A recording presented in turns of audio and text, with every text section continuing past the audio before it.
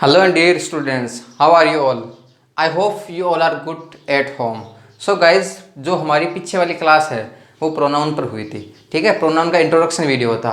तो प्रोनाउन किसे कहते हैं? तो प्रोनाउन का मतलब है ऐसे शब्द जो संज्ञा के स्थान पर काम आते हैं, यानी जो विच words use at the place of noun, यानी नाउन के स्थान पर काम आने वाले शब्द उनको क्या कहा जाता है?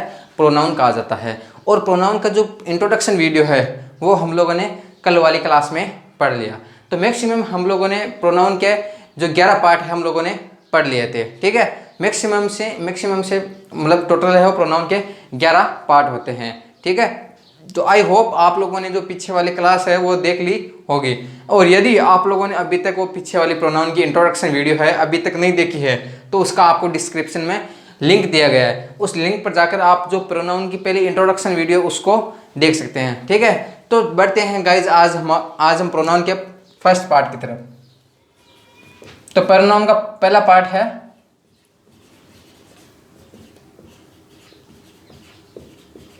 पर्सनल प्रोनाउन, ठीक है।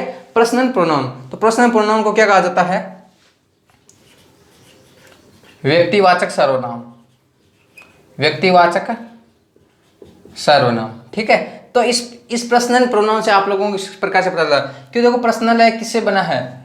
पर्सन से। अब पर्सन का मतलब क्या होता है? व्यक्ति, यानी कोई व्यक्ति, कोई भी पर्सन है ना। तो पर्सन देखो पर्सनल प्रोनाउन पर्सन से बना हुआ है। तो आप लोगों को अभी ऐसे प्रकार से पता होगा कि पर्सन टोटल इंग्लिश में कितने प्रकार के होते हैं। तो टोटल पर्सन 3 प्रकार के होते हैं। आप लोगों ने सुना भी होगा कि फर्स्ट पर्सन, सेकंड पर्सन और थर्ड पर्सन, ठीक है। फर्स्ट पर्सन, सेकंड पर्सन और थर्ड पर्सन। अब देखो जो फर्स्ट पर्सन होता है वो क्या होता है? देखो फर्स्ट पर्सन में कौन कौन से आते हैं? तो फर्स्ट पर्सन में आता है आई और वी, ठीक है। आई और वी ये दोनों क्या माने जाते हैं? फर्स्ट पर्सन माने जाते हैं। देखो फर्स्ट पर्सन क्या होते हैं? फर्स्ट पर्सन वो होते हैं जैसे मैं आपको पढ़ा रहा हूँ तो मतलब या मैं आप लोगों को कुछ बात बता रहा हूँ तो जो भी आप लोगों के जो प्रत्यक्ष रूप में जो भी व्यक्ति होता है, जैसे मैं आप लोगों के मतलब है कि जो सामने आया हूँ, है ना, ठीक है। तो मैं क्या हो गया? प्रत्यक्ष व्यक्ति हो गया। तो प्रत्यक्ष रूप से जो भी व्यक्ति होता है वो क्या होता है? फर्स्ट पर्सन होता है। जैसे मैं या आप लोगों को ऐड करके हम, ठीक है। तो मैं या हम, तो ये दोनों क्या हो गए? फर्स्ट पर्सन हो गए। फर्स्ट पर्सन यानी जो भी डायरेक्ट व्यक्ति हो। अब देखो बात करते हैं सेकंड पर्सन। तो सेकंड पर्सन क्या होता है? यू होता है, ठीक है। अब सेकंड पर्सन यू का मतलब क्या होता है? यू यानी तुम। तो यदि फर्स्ट पर्सन, यदि हम लोग साथ में हैं तो देखो आई और वी ये दोनों हो गए फर्स्ट पर्सन, ठीक है। और यदि हम बात करें यू यानी किसी दूसरे पर्सन की बात करें तो मतलब है तुम, तो वहां पर यू क्या हो जाएगा? सेकंड पर्सन हो जाएगा, ठीक है। यू मतलब सेकंड पर्सन यानी किसी व्यक्ति के बारे में। एक तो देखो जो व्यक्ति कुछ बता रहा हो तो वो खुद क्या हो गया? फर्स्ट पर्सन हो गया। और किसी दूसरे को बता रहा है सेकंड पर्सन को, है ना, तो वो क्या हो गया? हमारा सेकंड पर्सन। यानी जैसे मैं बोल रहा हूं तो मैं क्या हो गया? First person. और मतलब आप लोग मुझे सुन रहे हो या हमारी क्लास देख रहे हैं तो आप क्या हो गए? सेकंड पर्सन हो गए, ठीक है। और यदि बात करें थर्ड पर्सन की तो थर्ड पर्सन हो गया ही, सी, इट और दे। ये सभी क्या हो गए? थर्ड पर्सन हो गए। थर्ड पर्सन मतलब है यदि मैं आप लोगों को किसी के बारे में, किसी दूसरे के बारे में आप लोगों को बता रहा हूं तो वो क्या हो गया? थर्ड पर्सन, ठीक है। और यदि देखो थर्ड पर्सन हो गया, यदि थर्ड पर्सन यानी मैं किसी मेल की बात कर रहा हूं, किसी पुरुष की बात कर रहा हूं तो उसके लिए किसका यूज होता है? उसके लिए यूज होता है ही का, किसी मेल के लिए, किसी पुरुष के लिए, ठीक है। और यदि मैं किसी महिला की बात आप लोगों को बता रहा हूं या हम लोग किसी महिला के बात के बारे में डिस्कस कर रहे हैं तो वहां किस प्रोनाउन का यूज होगा?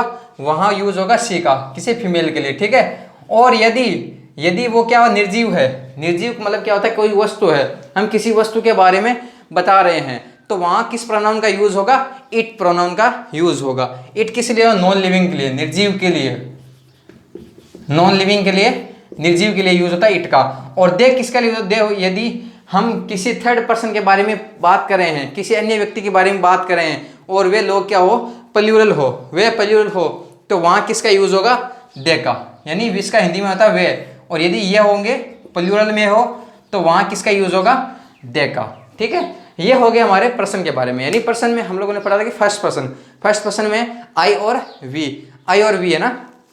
तो देखो आई है, आई किसके साथ यूज होता है? आई देखो सिंगुलर के साथ, देखो यहां लेते हैं, आई यूज होता है सिंगुलर के साथ, और प्लूरल के साथ भी यूज किया जाता है। देखते हैं कैसे। ठीक है, तो देखो यदि बात करें, यदि आई को प्रेजेंट टेंस में यूज कर रहे हैं तो वहां आई को माना जाता है प्लूरल। आई को क्या माना जाता है? यदि बात करें प्रेजेंट टेंस की, किसकी? प्रेजेंट टेंस में आई को माना जाता है प्लूरल। ठीक है, देखो जैसे आई हैव, जैसे वी हैव, वी को तो हर जगह क्या माना जाता है? प्लूरल माना जाता है। ठीक है, वी को तो हर जगह ही क्या माना जाता है? प्लूरल माना जाता है। लेकिन आई को प्रेजेंट टेंस में प्लूरल माना जाता है। और यदि बात करें किसकी? पास्ट टेंस की, तो पास्ट टेंस में क्या माना जाता है? आई को सिंगुलर। जैसे मान लोगे आई वॉज, जैसे सेंटेंस है ना, I was a king, when I was a king, यानी जब मैं एक राजा था। इस प्रकार से सेंटेंस यूज करते हैं। तो आई को देखो पास्ट में माना जाता है, सिंगुलर माना जाता है। और यदि बात करें आई को, तो आई को प्रेजेंट टेंस में क्या माना जाता है? प्लूरल माना जाता है। ठीक है, आई होप आप ये समझ गए होंगे। और वी को सभी टेंस में क्या माना जाता है? वी को हर जगह प्लूरल में माना जाता है। फिर एक बात करते हैं यू की। तो यू यदि बात करें, यू यदि सिंगुलर है, एक वचन है, यदि एक वचन की बात हो रही है तो भी यू का ही प्रयोग होगा। और यदि बात करें यू का प्लूरल, तो यू का प्लूरल भी क्या होता है? यू ही होता है। यानी यू सिंगुलर और प्लूरल दोनों कंडीशन में क्या होता है? यू ही होता है। इसका कोई चेंज परिवर्तन नहीं होता है। ठीक है, सिंगुलर और प्लूरल दोनों में क्या होता है? यू का यू होता है। फिर हम बात करते हैं ही किसी पुरुष के लिए यूज होता है। सी महिला के लिए इट होता है, जो निर्जीव वस्तु है। निर्जीव वस्तु के लिए इट का प्रयोग करते हैं। और यदि हम बात करते हैं किसी थर्ड पर्सन के बारे में, और यदि वे प्लूरल है, तो वहां किसका यूज करेंगे?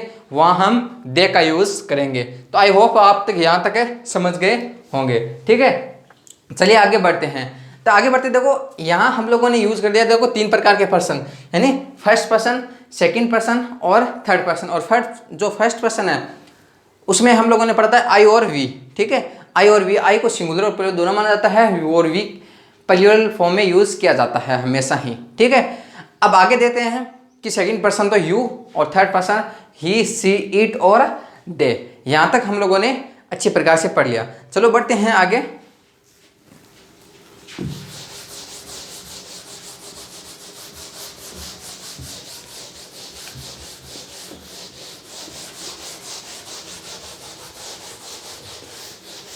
यहाँ तक हमने पढ़ा था कि फर्स्ट पर्सन, सेकंड पर्सन और थर्ड पर्सन के बारे में। चलो एक आगे देखते हैं।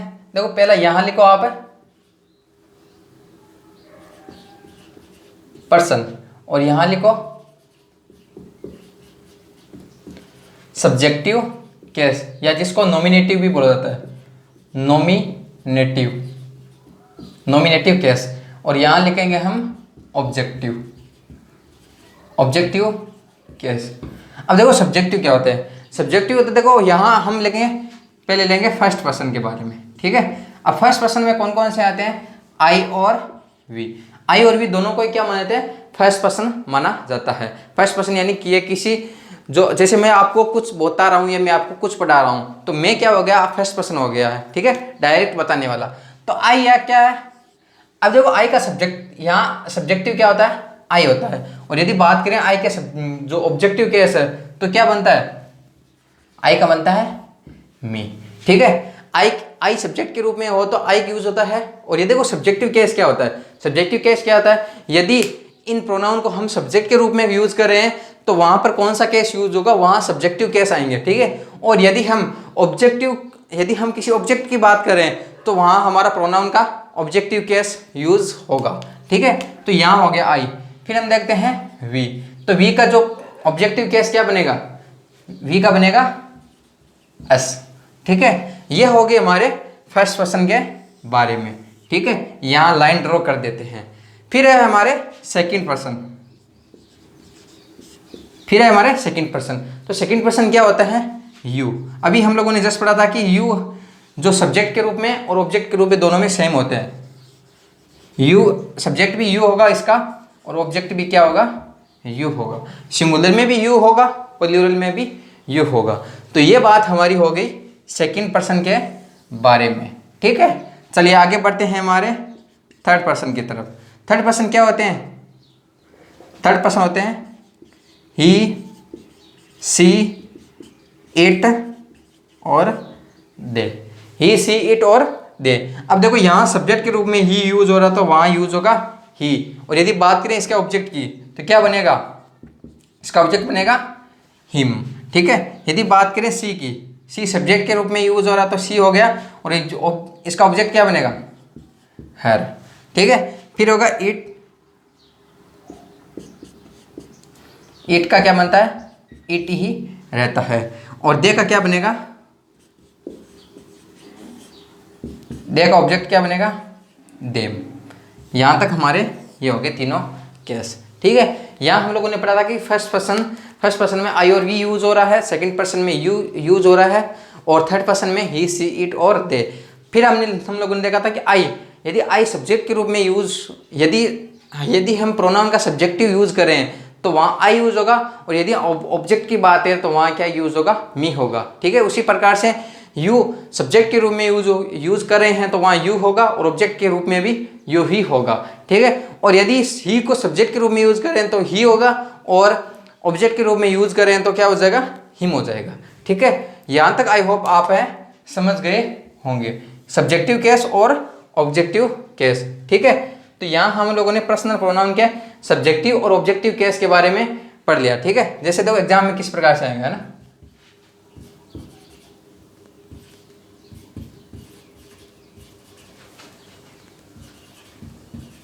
ठीक है, तो यहाँ हम लोगों ने जैसे एग्जाम्पल ले लिया। ठीक है, एग्जाम्पल ले लिया कि आई या मी टीच हिम।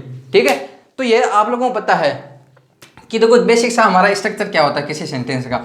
सबसे पहले आता है सब्जेक्ट, फिर आती है जैसे मान लो कि हेल्पिंग वर्ब, फिर आती है मेन वर्ब, और फिर क्या आता है, ऑब्जेक्ट आता है। ठीक है, लेकिन यदि बात करें प्रेजेंट सिंपल का, तो प्रेजेंट सिंपल का फॉर्मूला क्या आता है, सब्जेक्ट प्लस मेन वर्ब,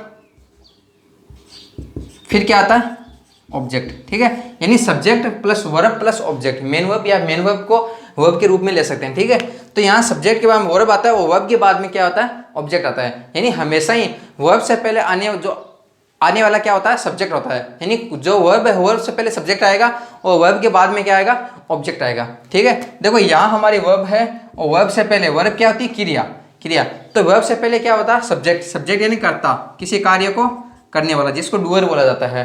ठीक है, और यदि बात करें वर्ब के बाद में, तो वर्ब के बाद में क्या हो जाएगा, ऑब्जेक्ट आएगा। ऑब्जेक्ट यानी कर्म। ठीक है, ऑब्जेक्ट यानी क्या होता है, कर्म होता है। ठीक है, तो यहाँ तक देख लिए, यहाँ तक आपको समझ में आ गया होगा। ठीक है, अब आगे देखते हैं। तो यहाँ देखो आप लोगों को पता है कि यार टीच क्या है, वर्ब है हमारी। ठीक है, वर्ब है, तो वर्ब के बाद में क्या आएगा, वर्ब के बाद में आएगा ऑब्जेक्ट आएगा।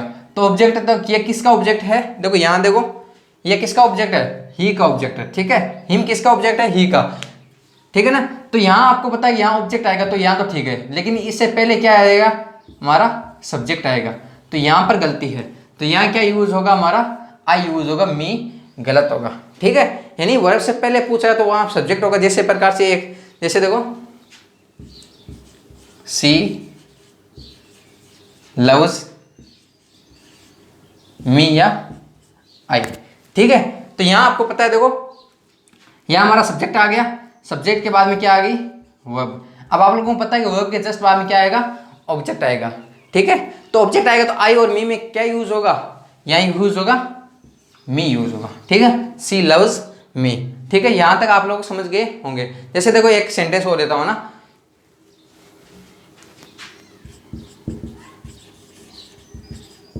इंग्लिश इज टॉट बाय ही या हिम। ठीक है, यहाँ यह है पैसिव का वाक्य है, लेकिन देखो यहाँ इंग्लिश क्या हो गया, हमारा सब्जेक्ट हो गया, ये क्या हो गई, हेल्पिंग वर्ब यूज हो गई, और ये क्या हो गई, मेन वर्ब हो गई, और बाय क्या हो गया, हमारा प्रीपोजिशन। ठीक है, अब देखो प्रीपोजिशन, लेकिन आप लोगों को एक रूल भी है कि देखो वर्ब के बाद में जस्ट या प्रीपोजिशन के बाद में क्या आते हैं, ऑब्जेक्टिव केस ही यूज होते हैं। तो यहाँ क्या करेक्ट होगा, हिम करेक्ट हो जाएगा। तो English is taught by him. I hope आप यहाँ तक समझ गए होंगे। यानी यदि प्रोनाउन सब्जेक्ट के रूप में यूज हो रहे हैं तो वहाँ सब्जेक्टिव केस आएगा, और यदि प्रोनाउन ऑब्जेक्ट के रूप में यूज हो रहे हैं तो वहाँ प्रोनाउन का ऑब्जेक्टिव केस यूज होगा। ठीक है, तो चलिए आगे बढ़ते हैं।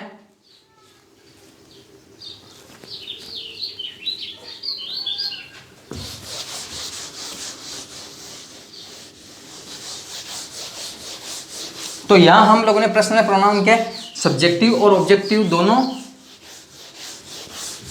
केस पढ़ लिए, ठीक है। आई होप आप यहाँ तक समझ गए होंगे। यदि आपको फिर भी किसी भी प्रकार की कोई क्वेरी हो तो आप कमेंट में आप अपना कमेंट छोड़ सकते हैं, ठीक है। चलिए बढ़ते हैं आगे। चलो यहाँ तक हमने पढ़ लिया कि जो भी सब्जेक्टिव और ऑब्जेक्टिव केस के बारे में पढ़ लिए, ठीक है। अब देखते हैं जो एग्जाम रिलेटेड एग्जाम में किस प्रकार से पूछा जाता है, ठीक है। तो यहाँ हमारा होगा कि ये हमारे गोल्डन रूल हो गए, ठीक है। तो यहाँ ये जो रूल हो गए कि एग्जाम में किस प्रकार से आएंगे, तो देखो verb, let, but, except, between, like और प्रीपोजिशन। यदि ये किसी सेंटेंस में आ रहे हैं, लाइक वर्ब आए, लेट आए, बट आए, एक्सेप्ट आए, बिटवीन आए, लाइक आए और प्रीपोजिशन आए, है ना। तो इनके बाद में हमेशा ही कौन सा केस आएगा, प्रोनाउन का ऑब्जेक्टिव केस आता है, ऑब्जेक्टिव केस आता है, ठीक है। इनके बाद में हमेशा ही प्रोनाउन का ऑब्जेक्टिव केस यूज होगा, ठीक है। यदि सेंटेंस में वर्ब आए, जैसा हम लोगों ने अभी देखा था, देखो ही टीच हिम, है ना, या आई टीच हिम। तो इस प्रकार से हम लोग तो टीच वर्ब थी, वर्ब के बाद में ऑब्जेक्ट आया था, है ना। तो verb, let, but, except, between, like, preposition, इनके बाद में क्या आएगा, हमेशा ही ऑब्जेक्टिव केस यूज होगा, ठीक है। जैसे देखो एग्जाम में किस प्रकार से आएगा, लेट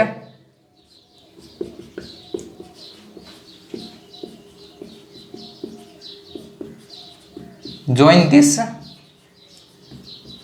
पार्टी, ठीक है।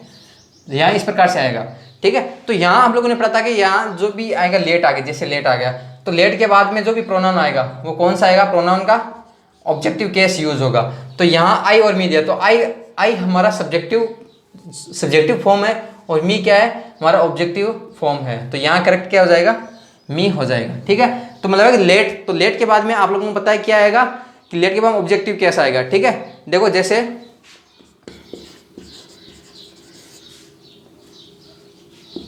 Today's match is played between you and I, ठीक है। तो ये हमारा सेंटेंस हो गया। तो इसमें बताना है कि करेक्ट क्या होता है। देखो जैसे हमारा today's match is played between you and me, देखो हमारा रूल क्या है, रूल में यदि यहाँ verb, let, but, except, like, between, preposition, ये जो भी दिखाई दे, इनके बाद में ऑब्जेक्टिव कैसा आएगा। देखो यहाँ आ गया हमारा बिटवीन, ठीक है। तो बिटवीन के बाद आप लोगों को पता है कि ऑब्जेक्टिव कैसा आएगा, ठीक है। तो इसका मतलब क्या है, ये यू क्या है, ऑब्जेक्ट है, ठीक है। चलो यू तो ऑब्जेक्ट है, लेकिन यदि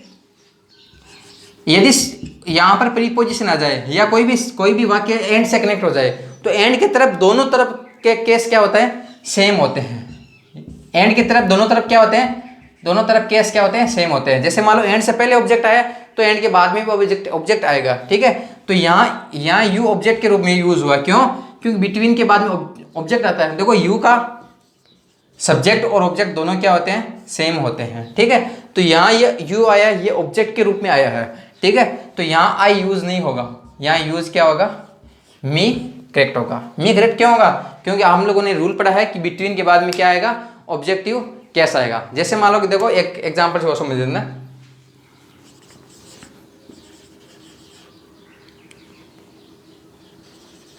everyone attend the party except I या मी। तो यहाँ आप बताइए कि यहाँ का करेक्ट क्या होगा, ठीक है। तो यहाँ देखो एवरीवन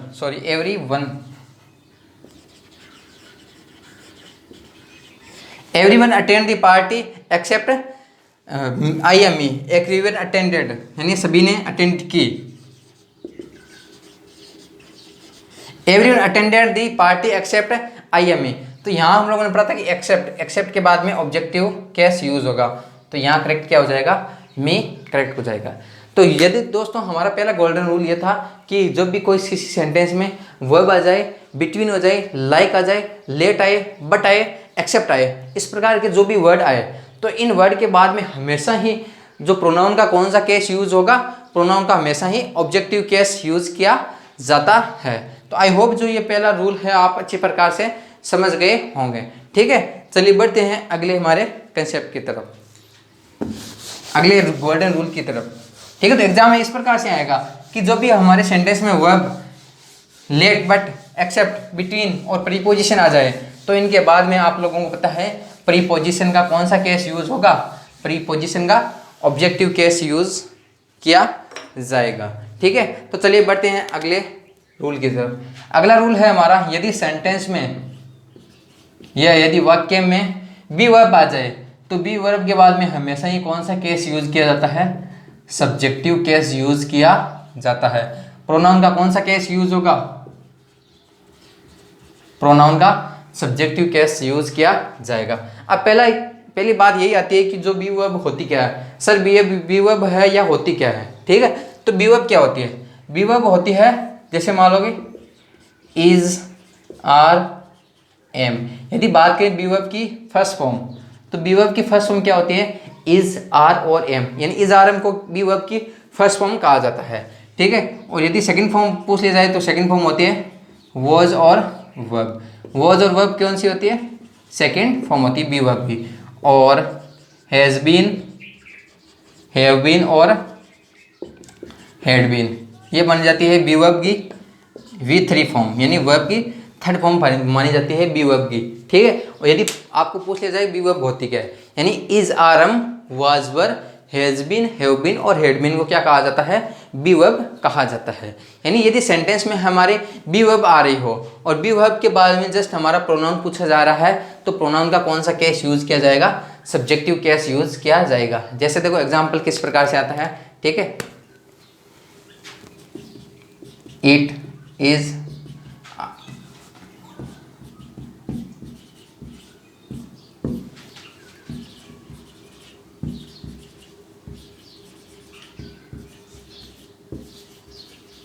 से सेंटेंस आ गया, इट इज या ब्लैंक दे दिया, I who am calling you. ठीक है, तो यहां देखो ये अब आप लोगों को पता है कि देखो यहां इट आ गया। ठीक है, और इसके बाद में इज क्या होगी, हमारी बी वर्ब होगी। ठीक है, बी वर्ब होगी, इज आ गई, तो इट इज आई। यदि इसके बाद में प्लूरल पूछ लिया जाए, तो इसके बाद में हम लोगों ने पढ़ा था कि जो प्रोनाउन का कौन सा केस यूज किया जाएगा, प्रोनाउन का सब्जेक्टिव। ठीक है, प्रोनाउन की कौन सी फॉर्म आ जाएगी, सब्जेक्टिव फॉर्म आएगी। तो देखो आई और मी, इन दोनों में से सब्जेक्टिव रूप कौन सा है, तो सब्जेक्टिव रूप कौन सा हमारा आई है। ठीक है, तो यहाँ करेक्ट क्या हो जाएगा, आई करेक्ट हो जाएगा।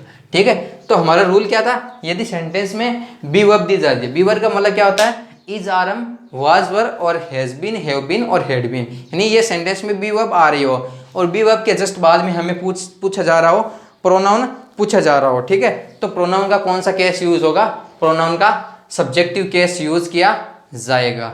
ठीक है, तो ये हमारा हो गया सेकंड रूल। तो आई होप आप फर्स्ट और सेकंड रूल है समझ गए होंगे। तो फर्स्ट रूल था हमारा वर्ब आ जाए, लेट, बट, एक्सेप्ट आ जाए, प्रीपोजिशन आए, बिटवीन आ जाए, इस प्रकार से आ जाए, तो वहाँ प्रोनाउन का कौन सा केस यूज किया जाएगा, प्रोनाउन का ऑब्जेक्टिव केस यूज किया जाएगा। ठीक है, और फिर हमारा सेकंड रूल था कि यदि सेंटेंस में बी वर्ब के रूप में is, are, am, was, were, has been, have been और हैड बीन आए, तो वहां पर प्रोनाउन का कौन सा केस, प्रोनाउन का सब्जेक्टिव केस यूज किया जाएगा। ठीक है, तो आई होप ये आप सेकंड रूल भी समझ गए होंगे। चलिए बढ़ते हैं हमारे थर्ड रूल की तरफ।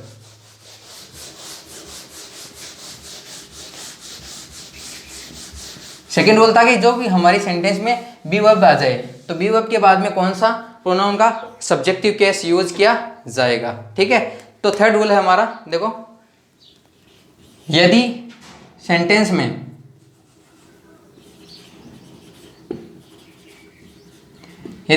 में कंजक्शन आ जाए और कंजक्शन के बाद में जस्ट प्रोनाउन पूछा जाए, तो प्रोनाउन का फिर कौन सा केस आएगा, वहां पर भी प्रोनाउन का सब्जेक्टिव केस यूज किया जाएगा। ठीक है, अब देखो जनरली एग्जाम में क्या आता है, जनरली एग्जामिनर क्या करता है, एग्जामिनर करता है कि जो भी हमारे जैसे सेंटेंस में कोई कंजक्शन दे देते हैं, ठीक है, और कंजक्शन के बाद में हमें क्या देते हैं एग्जामिनर, इनके बाद में ऑब्जेक्टिव केस देता है प्रोनाउन का। तो वहाँ हमारी देखो हमें ये ध्यान रखना है, ये ध्यान रखना है कि आप लोगों को पता है कि जो जहाँ पर कंजक्शन यूज हो रहे हैं, तो कंजक्शन के बाद में कौन सा प्रोनाउन यूज हो रहा है, कंजक्शन के बाद में मतलब सब्जेक्टिव केस यूज किया जा रहा है, ठीक है। तो देखिए एग्जाम में किस प्रकार से आता है। हाँ, हमारा आ गया कंजक्शन, तो कंजक्शन के बाद में हमारा कौन सा आ जाएगा, सब्जेक्टिव केस यूज होगा। देखो एग्जाम में किस प्रकार से आता है, देखो गोविंद, देखो यहाँ मतलब है कि जो इस प्रकार का ये मतलब कंजक्शन है, तो कंजक्शन के बाद में सब्जेक्टिव केस आ रहा है, ठीक है। तो देखो Govind said to me that, Govind said to me that he या हिम प्रिपेयर्ड इंग्लिश नोट्स, ठीक है।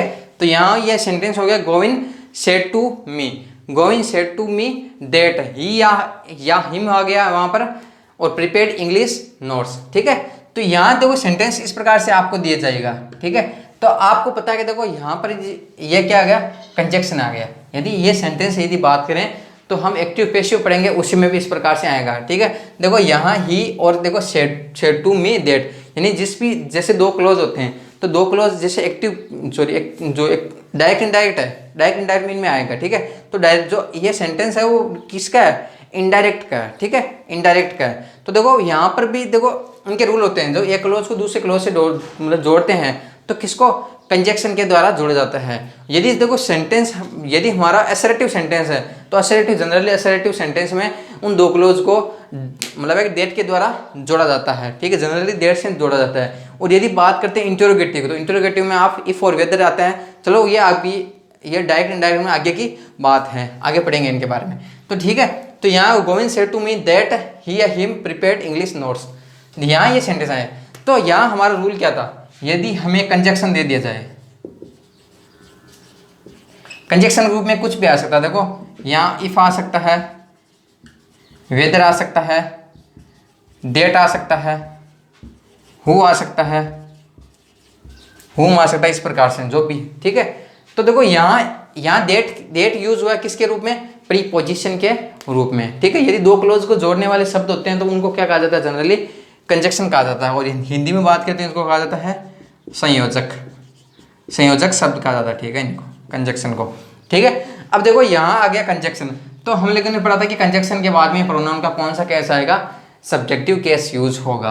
तो यहाँ मी यूज नहीं होगा, यहाँ क्या यूज होगा, ही यूज होगा। तो करेक्ट क्या हो जाएगा, Govind said to me that he prepared English notes, ठीक है। यहाँ हमें एग्जामिनर क्या देगा, यहाँ हिम दे देगा, इस प्रकार से कुछ भी एरर दे सकता है, ठीक है। तो एरर बेस्ड क्वेश्चन आ सकता है किसी भी प्रकार से, ठीक है। तो हमें जो ऑल ओवर टॉपिक सभी टॉपिक हमें प्रिपेयर करना होगा, ठीक है। यदि हमारे सभी टॉपिक है वो क्लियर है, तभी हम कॉमन एरर वाले क्वेश्चन है उनको हम जो मेजर कर पाएंगे, ठीक है। तो यहाँ हमारा हो गया कि जो कंजक्शन आएगा, कंजक्शन के बाद में कौन सा केस आएगा, सब्जेक्टिव केस आएगा। चलिए बढ़ते हैं अगले हमारे,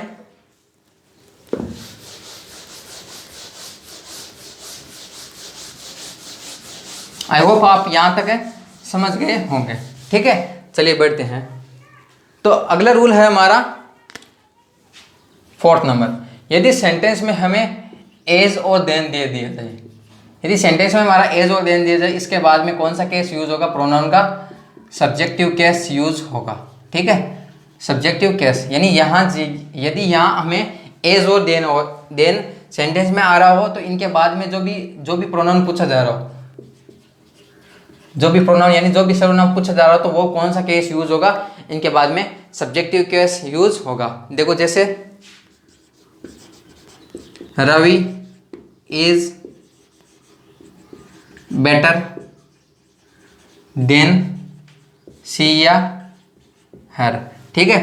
तो यहाँ इस प्रकार का एग्जाम्पल आएगा, ठीक है। तो यहाँ आप लोगों को पता है कि रवि इज बेटर, यहाँ क्या आ रहा है, देन आ रहा है। तो हमारा रूल क्या था, यदि सेंटेंस में एज और देन यूज हो रहा हो, ठीक है, तो उनके बाद में जो प्रोनाउन का कौन सा केस यूज होगा, प्रोनाउन का सब्जेक्टिव केस यूज किया जाएगा। ठीक है, कौन सा? सब्जेक्टिव केस प्रोनाउन का यूज किया जाएगा। तो आप लोगों को पता है वो सी और हर में से कौन सा सब्जेक्टिव केस है प्रोनाउन का। ठीक है, तो कौन सा है? तो यहाँ यूज होगा हमारा सी, करेक्ट हो जाएगा। क्योंकि सी करेक्ट क्यों होगा? क्योंकि आप लोगों को पता है कि देन के बाद में कौन सा प्रोनाउन यूज होगा? हमारा सब्जेक्टिव केस प्रोनाउन का यूज होगा। ठीक है, जैसे अगला एग्जांपल देखते हैं। जैसे देखो, मोहन इज एज